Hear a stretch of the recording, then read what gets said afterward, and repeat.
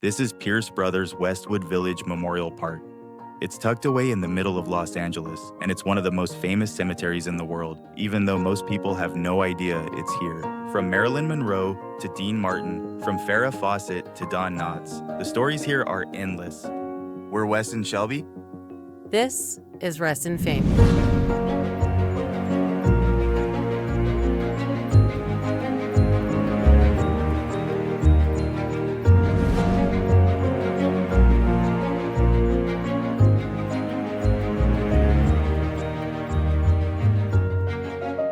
We're starting with the king of cool himself, Dean Martin.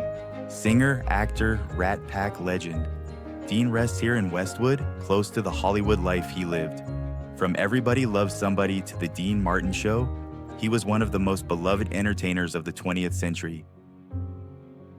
Born 1917, gone Christmas Day, 1995. Standing here at Westwood, you can feel the effortless charm, Vegas nights, Rat Pack stories, that velvet voice. Dean's cool never left the room. Just steps away is the most visited grave in the cemetery. Marilyn Monroe. Her death in 1962 shocked the world, but her legacy as an icon of beauty and cinema has only grown. Even today, her crypt draws visitors from around the globe. 1926 to 1962. Far too short, but forever luminous. Flowers, notes, quiet tears. Marilyn's niche is simple. The devotion isn't. You can feel the world still stopping to say hello. Right beside Marilyn is Hugh Hefner, founder of Playboy. He bought the crypt next to Marilyn decades before his death, saying, "Spending eternity next to Marilyn is an opportunity too sweet to pass up."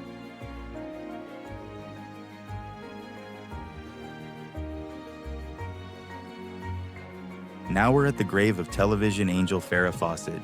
Known for Charlie's Angels and her iconic poster, she bravely fought cancer in the public eye, passing away in 2009. And she even documented her cancer fight. She wanted people to know the truth about what she was going through.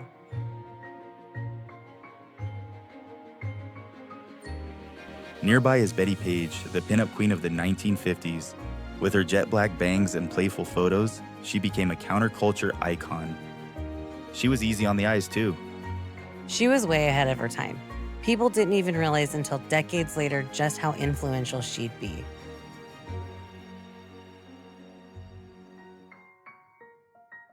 Comedian Rodney Dangerfield, famous for his catchphrase, "I don't get no respect." He's buried here with a headstone that reads, "There goes the neighborhood." That's such a perfect way to sum him up. One last punchline. He started late in life, grinding in comedy clubs for years before finally breaking out on Johnny Carson. From there, he starred in Caddyshack and Back to School, becoming one of the most quoted comics of all time.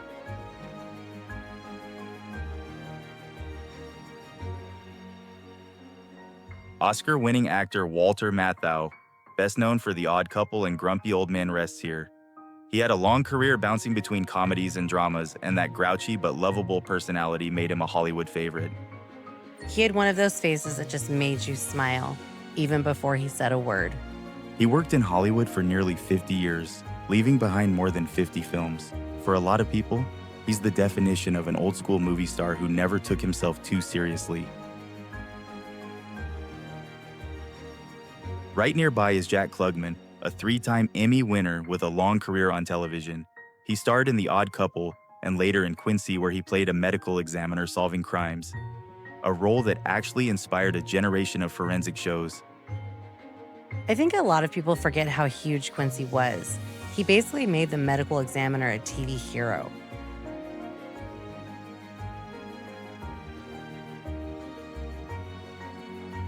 America's favorite nervous deputy, Don Knotts from The Andy Griffith Show. He made generations laugh with his bug-eyed looks and perfect timing. He won 5 Emmys for that role, which tells you just how beloved he was. And after leaving Mayberry, he kept that career rolling for decades, becoming a familiar face to new generations. And then he turned around and became a kids' movie favorite with The Incredible Mr. Limpet and The Apple Dumpling Gang. He was also on Three's Company, where he played Mr. Furley.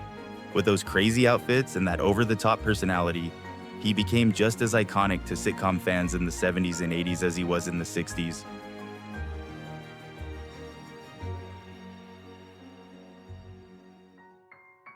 We're the crypt of Florence Henderson, best known as Carol Brady on The Brady Bunch. As the matriarch of America's favorite blended TV family, she became one of the most recognizable moms in television history. Off-screen, she had a long career in theater and television hosting. But for millions, she'll always be the smiling, supportive mom who held the Brady household together. And she really did feel like America's mom.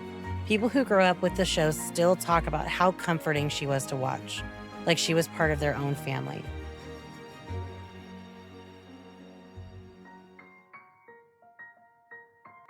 Just nearby is Doris Roberts, who became a household name as Marie Barone on Everybody Loves Raymond. The overbearing but hilarious mom stole the show for 9 seasons, earning her 4 Emmy Awards. But Roberts had been acting for decades before that, with roles on stage and screen stretching back to the 1950s. And that's what made her so good as Marie. She brought years of experience into that role. Everybody knew someone like her character, and she nailed it perfectly.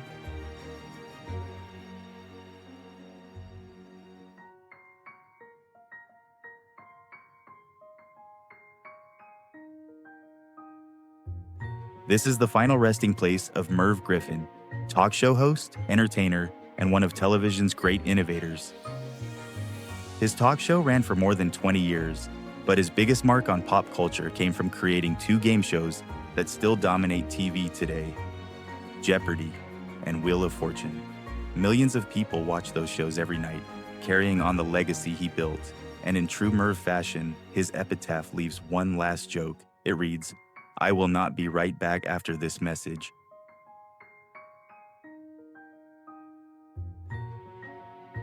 Richard Dawson, the original host of Family Feud, is also buried here. His charm, quick wit, and habit of kissing contestants made him a television personality people never forgot. But before that, Dawson was an actor, starring in Hogan's Heroes through the 1960s, which gave him his first taste of fame. It's cool how he managed to cross from acting to hosting so naturally. He was on screens multiple ways for decades.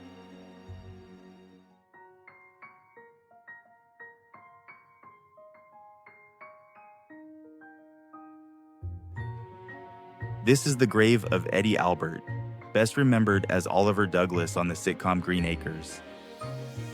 But before his television fame, Albert had a long career in film and theater, and an incredible life story.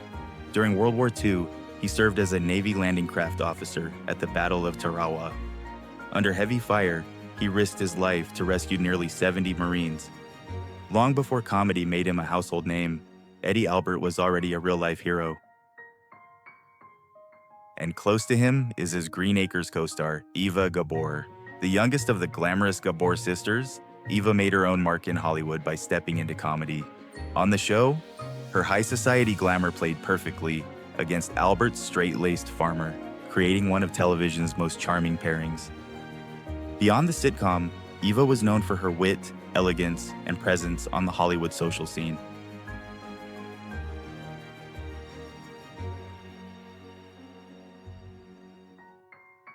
Janet Leigh, the star of Alfred Hitchcock's Psycho.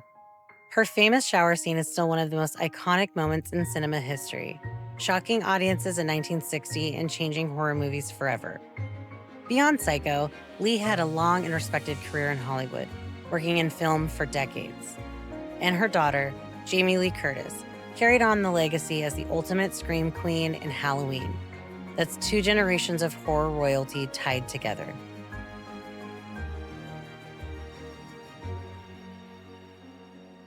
One of the most heartbreaking graves here belongs to Heather O'Rourke, the child star of Poltergeist. At only 12 years old, she passed away suddenly from complications of a bowel obstruction, shocking fans who had just seen her on screen. In Poltergeist, her performance was hauntingly good, especially her famous line. It's a role that made her unforgettable in horror history, and that line still gives me chills every time. She had so much talent at such a young age.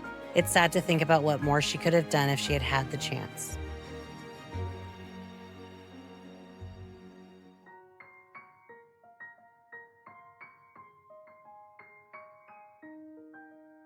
We just wanted to say thank you to everyone who made it all the way through this video. Your support means the world to us. Westwood Part 2 is on the way, and this is just the beginning for Rest in Phame. So make sure you hit that subscribe button, turn your notifications on, because we have a lot more coming your way.